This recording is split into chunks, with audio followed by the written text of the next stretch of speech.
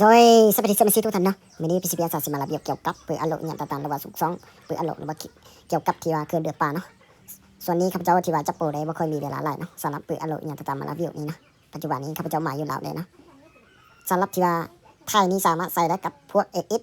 MC Tactical เข็ม2เนาะสำหรับไทยตัวนี้นะสามารถใส่ได้กับทุกรุ่นเลยนะตอนที่ข้าพเจ้าว่ามานี่นะไทยนี่สามารถส่งเข้าสู่ออกได้สบายนะปัจจุบันนี้ที่ว่ามีฐานนี่มันจะมีหลายเบ็ดเนาะมันจะมีทาง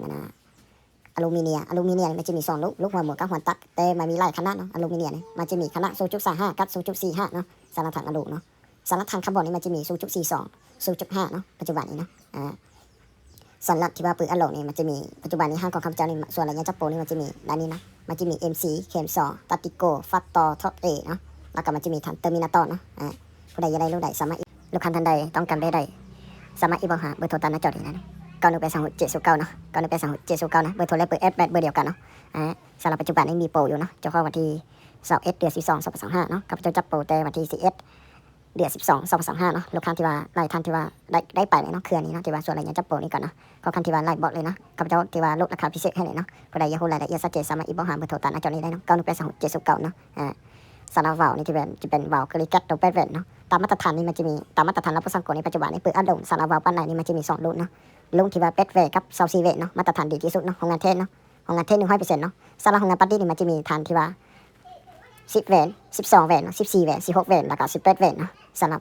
วาล์วของงานปาร์ตี้นี่เนาะมันจะบ่แม่นของงานเทศเนาะเขาจะออกเบสเอฟเนาะสำหรับที่ว่าวาล์วที่ว่า10เวน12เวน14แล้วก็16เนาะแล้วก็มันจะมีฐาน18เวนเนาะสำหรับที่ว่าของงานเทศนี่มันจะมีแต่ตัวเป็ดเวกับ24เวนเนาะมาตรฐานดีที่สุดเนาะตามระบบสากลเนาะมันจะมีระบบHSI เนาะประมาณนี้นะผู้ใดอยากรู้เกี่ยวกับปืนอโลหรือว่าอีหยังต่างๆสามารถอีบอกหาเบอร์โทรตามหน้าจอนี้ได้เนาะ91836709เนาะเบอร์โทรและเบอร์แอดเบอร์เดียวกันเนาะส่วนอะไรเนี่ยจับโปรนี่ที่ว่าเขาจะวัดงานแล้วก็จะอีเนาะได้ราคาถือๆไปเนาะถ้าว่าไกลโปรนี่ราคาถือนี่บ่มีเลยเนาะประมาณนี้เนาะ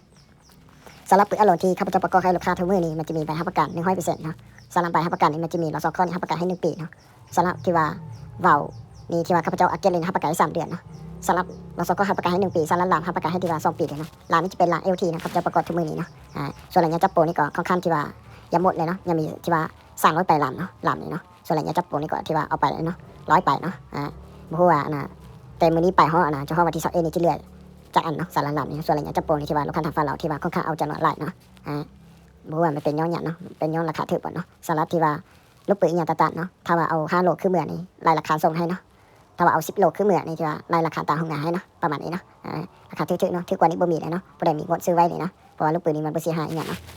เฮานี่ได้ตลอดปีเนาะสำหรับทางคาร์บอนนี่ที่ว่าข้าพเจ้านี่ขายให้ลูกค้าทุกมื้อนี้มันจะมีที่ว่าหลายๆรุ่นเนาะทางคาร์บอนปัจจุบันทางคาร์บอนเฉพาะทางคาร์บอนปัจจุบันนี่มี4รุ่นเนาะรุ่นที่ข้าพเจ้าขายนี่ที่ว่าเขาประกาศให้1 ปีเต็มเลยเนาะสำหรับทางคาร์บอนนี่เนาะจะบ่คือหาอื่นเนาะประมาณนี้เนาะบ่ฮู้ว่าหาอื่นเขาจะประกาศให้บ่เนาะทางคาร์บอนนี่เนาะคาร์บอนที่ว่าข้าพเจ้าประกาศให้1 ปีเต็มเลยเนาะสำหรับทางคาร์บอนนี่สามารถอัดโหลดได้ถึงที่ว่า 3,000 APM เนาะสูงสุดเนาะถ้าว่าเฮาอย่าใส่จำนวนหลายนี่ที่ว่าอัดประมาณที่ว่า2,500 2,700เนาะพอดีงานเนาะหรือว่า 2,000 ก็ดีเนาะประมาณนี้แหละเนาะลูกค้าท่านใดที่ว่า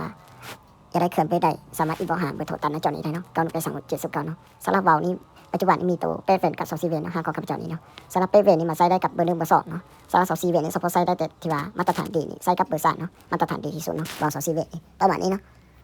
ที่ว่าลูกค้าท่านใดอยากได้เครื่องไปได้อีบอกหาเบอร์โทรตามหน้าจอนี้ได้เนาะ91836709เนาะส่วนนี้ข้าพเจ้ามาจับโปรได้นะบ่เคยมีเวลาหลายเนาะสำหรับการโทรอย่างต่างๆเนาะลูกค้าที่ว่ามาโทรเข้ามาหลายๆด้านเนาะว่าจะเป็นเบอร์โทรธรรมดาเบอร์ถามว่าอย่างต่างๆเนาะซอทางการติดต่อของข้าพเจ้าอยู่ใต้คลิปที่มีเนาะเบอร์โทรนี้บ่เคยเปลี่ยนเลยเนาะข้าพเจ้าที่ว่าใช้มาได้หลายปีแล้วเนาะหรือว่าใครเคยมาได้หลายปีแล้วเนาะน่าจะผู้ดีเนาะผู้ใดที่ว่าเคยติดตาม YouTube ของข้าพเจ้าโดดนี่เนาะข้าพเจ้าปัจจุบันนี้มีทาง Facebook Fanpage เนาะให้ติดตามเลยเนาะประมาณนี้เนาะวิดีโอนี้จบเพียงเท่านี้เนาะ